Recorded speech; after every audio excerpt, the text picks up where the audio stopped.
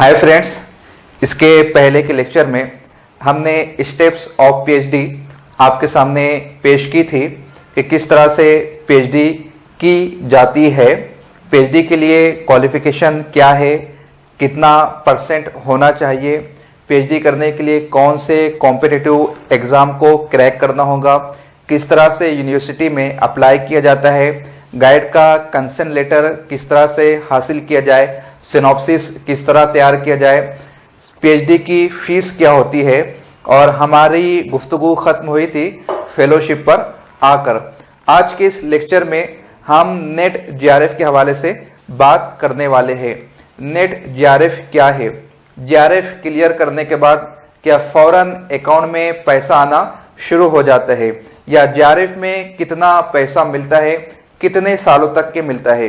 इन तमाम सवालात के जवाबात आज के इस लेक्चर में आपके सामने पेश करने वाले हैं। अगर अब तक आपने नूरी एकेडमी यूट्यूब चैनल को सब्सक्राइब नहीं किया है तो आप बराए करम चैनल को सब्सक्राइब करें, बेल आइकॉन को क्लिक करें ताकि इस तरह के एजुकेशनल लेक्चर की नोटिफिकेशन आप तक पहुंच जाए। तो आइए देखते हैं जीआरएफ क्या है। माई सेल्फ अताउर रहमान नूरी, मैंने 2 यूनिवर्सिटियों के पेट एग्जाम को क्रैक किया है। मालेगांव में SET exam Maharashtra state eligibility test का मैं पहला क्वालिफायर हूं और मैंने नेट एग्जाम जीआरएफ के साथ क्लियर किया है और पीएचडी के मराहिल से इस वक्त गुजर रहा हूं। इसलिए मैं जो कुछ भी बोल रहा हूं ये मेरा एक्सपीरियंस है, ये मेरा मुशाहिदा है। ऑथेंटिक सोर्स के जरिए से मैं आप तक के बातें पहुंचाने की कोशिश कर रहा हूं। आपने देखा होगा कि जब हम नेट का फॉर्म फिल करते हैं तो वहां पर एक ऑप्शन पूछता है ओनली असिस्टेंट प्रोफेसर, जीआरएफ और बोथ। तो वो स्टूडेंट जिनकी उम्र कम है, पहले सीबीएसई जब नेट का एग्जाम लेता था उस वक्त उम्र जीआरएफ की 28 साल थी, फिर 2 साल का उसमें इजाफा कर दिया गया। 30 इयर्स तक के स्टूडेंट जीआरएफ के लिए अप्लाई करने के लिए एलिजिबल थे।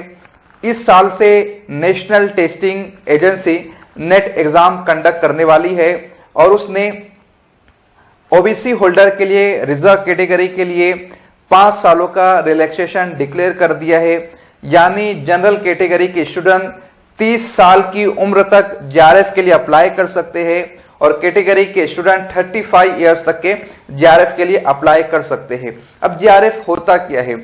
हजारों लाखों बच्चे नेट का फॉर्म फिल करते हैं मगर टॉप मोस्ट 6% कैंडिडेट को ही क्वालिफाई किया जाता है मेरिट लिस्ट की बिना पर। अब इन 6% स्टूडेंट्स जो कि मेरिट लिस्ट की बुनियाद पर मुंतखब होकर आए हैं उनमें मजीद मेरिट लिस्ट लगती है और ऊपर के टॉप मोस्ट को जीआरएफ अवार्ड किया जाता है। जीआरएफ यानी जूनियर रिसर्च फेलोशिप। इसका एक लेटर बाय पोस्ट आपको घर पर आकर मिलता है। जीआरएफ क्लियर करने के बाद ऐसा नहीं है कि फौरन आपके अकाउंट में पैसा आना शुरू हो जाए, बल्कि जिस वक्त आपने नेट जीआरएफ एग्जाम क्लियर किया है तो किसी भी यूनिवर्सिटी में आपको एमफिल के लिए अप्लाई करना होगा या पीएचडी के लिए अप्लाई करना होगा। नेट ऐसा एग्जाम है कि आपको बगैर रेट, सेट और पेट एग्जाम दिए हुए आप बराह रास्त पीएचडी के लिए या एमफिल के लिए अप्लाई कर सकते हैं। ये एजुकेशन में सबसे बड़ा एग्जाम है। इसके बाद नंबर आता है सेट का, रेट का और पेट का, जिसकी तफसीली मालूमात हमने इससे पहले के लेक्चर में आप लोगों तक के पहुंचा दी है। जब आपने एमफिल और पीएचडी के लिए अप्लाई कर दिया, आप उनकी स्टेप से गुजर गए, आपको एडमिशन लेटर मिल गया। उसके बाद कैनरा बैंक में आपको अपना अकाउंट खोलना होगा और यूनिवर्सिटी में जो आपका गाइड है, जो आपके एचओडी है, उनसे जो डॉक्यूमेंट्स आपको हासिल होंगे वो कैनरा बैंक में सबमिट करने होंगे। तब कहीं जाकर आपको जीआरएफ मिलना शुरू होगा। अब आइए देख लेते हैं जीआरएफ में आपको कितना अमाउंट मिलता है। तो पहले के 2 सालों में आपको 25,000 रुपया महीना फिक्स अमाउंट मिलती है और 5,000 से 7,000 रुपया एचआरए आपको मिलता है।